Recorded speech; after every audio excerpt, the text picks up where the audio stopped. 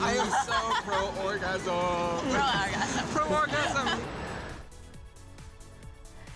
It clearly takes two to tango, and it's only fair to have both the male and the female perspective on sex and communicating. Joining us now is dating coach and author Kevin Carr. Welcome to the Chelsea Krost Show. Thanks for having me. I appreciate it. I'm so happy to have you. You know what? It's two fierce females here, so we needed to have the male's perspective. Okay. My first question to you is, do you think that men genuinely care to make sure that girls have orgasms every time that they have sex? Absolutely, I think so. For the majority. I think that now, wanting them to have an orgasm and doing what it takes to allow them to have an orgasm is two different things, but I think that just men in general want to win. And so when you hear the, I made it, at the end, you won. And so you think that it equally feels just as great when a man knows that a woman's climaxing as for the women? Like it gives them a sense of, I did this. It just gives you, it's good for your ego. And what do you think, Dr. Jill? Do you think that men have that, thought going into it, being that you speak to so many men and women on a daily basis? Well, I would want to look at what the research says about it because, being a sexologist, I think opinions are great and in personal experiences there's a lot of value in that, but I would want to look to what are people saying in research studies that talk about motivations for self-pleasing, for partner satisfaction, how does orgasm play into that? Those are some questions, yeah. Now, 50 Shades of Grey came out and it was a phenomenon. Do you think that 50 Shades of Grey put more pressure on men to perform? In a way, I believe so. I think that women read this book as a great book and you have these hot, steamy romances and it's like, oh, Johnny, I can't believe he did this. And so you expect this experience now when you go into the bedroom. And if we don't do the necessary things leading up to that point, we won't have what we expect. Valid. Some of my social media friends wanted to ask you both direct questions, and they sent us in some video messages. This message is for you, Jill. Let's take a look. Is it okay to masturbate even though I have a girlfriend? Is it okay to masturbate although he has a girlfriend? What do you think? If you want to masturbate, absolutely. What I believe is that you're a sexual person first, and then you share it second. So just because you're in a relationship with somebody doesn't mean that automatically they own your sexuality. You are still your own sexual person. Yes, you share it with them on episodes, but ultimately you are your own sexual person. And if you want to express yourself through masturbation, absolutely. And I would think exploring yourself also makes you better in the bedroom as well. Absolutely. Unless you're like, masturbating and you're thinking of somebody else at the same time. That's well, where. Even then, but whatever. Your fantasies are your own as well. I mean, it's your own brain. As long as it's not your best friend. Maybe she's not a judge. I'm very. All right, moving on to the next question. Here it is, Kevin, for you. Kevin, what can I do to have my girlfriend feel more comfortable in bed?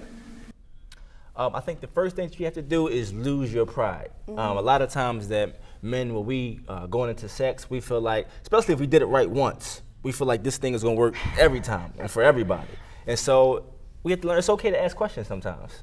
Are you, did this work? What do you like? Does this feel good? Does this feel good? And really being observant to realizing sometimes we can just get up there and just, you just want to do what you want to do, like you were talking about. But just really being observant and really trying to figure out, am I pleasing you?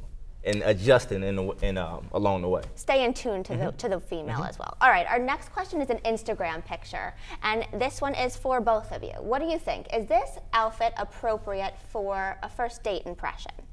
Is it giving the wrong impression? Well, would you like to go first? I mean, it sounds like you had that visceral reaction that you wanted to ladies respond. first. I am a big proponent of freedom of expression. So if that's how she's comfortable, then that's how she should dress. The end.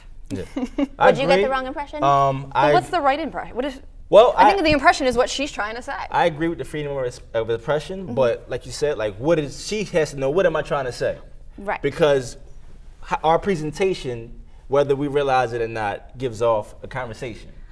And so are you saying that, I'm just out to have fun, I'm showing skin, I'm showing this, because men are naturally visual, and so I can't help that I see this, and now, you might be nice, you might be having a great conversation, but I'm thinking about sex. Yeah, well, I think it's a great outfit, but if it's a first date and you have that, am I giving the wrong impression? Then maybe save it for a night out with your girlfriends and just maybe wear a longer shirt because you're super cute, but you don't want to give the wrong impression. What if she on a feels first sexy date. and confident in that, and that's what helps her move into a space where she's going to be able to To each his connect own. or put out there. To each his own, absolutely. We have one more question. Okay.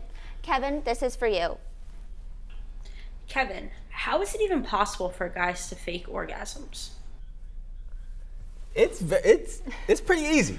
This was the biggest question Really? for all of my friends and family, my entire crew. We just didn't understand it. How is it so easy? It doesn't even take a good actor. Okay, so explain the process. Without getting too graphic, you just the same thing a woman would do. Whether you give it, you're being vocal, you're giving off moans, you're clutching yourself. Men, we do the same thing. It's not hard at all. Not at all. And you know, I know what you're trying to get at, though.